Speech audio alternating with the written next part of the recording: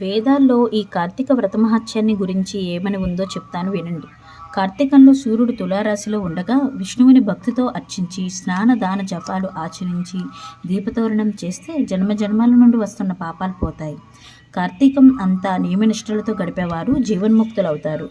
కార్తీకంలో కావేరీ స్నానం ఆచరించేవారు వైకుంఠానికి పొందుతారు.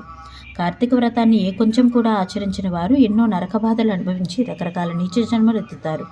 వ్రతాలన్నిటిలోకి ఉత్తమమైనది కార్తీకం, రకరకాల పాపాలు పోగొట్టేది. కాబట్టి నెల్లాళ్ళు స్నానం, దానం, జపం, పురాణ శ్రవణం, దీపతోరణం మొదలైనవి చేస్తే తిరిగి జన్మలేని మోక్షాన్ని పొందుతారు. కార్తీక మహత్యం వింటే పాపాలన్నీ పోయి అధికమైన పుణ్యం వస్తుంది. ఇహంలోనూ పరంలోనూ కూడా ఎన్నో సుఖాలు అనుభవిస్తారు అంటూ ముగించారు సూత మహర్షి. కార్తీక మహత్యం తెలుసుకుని సౌనకుడు మొదలైన మునులు పరమానంద భరితులయ్యారు.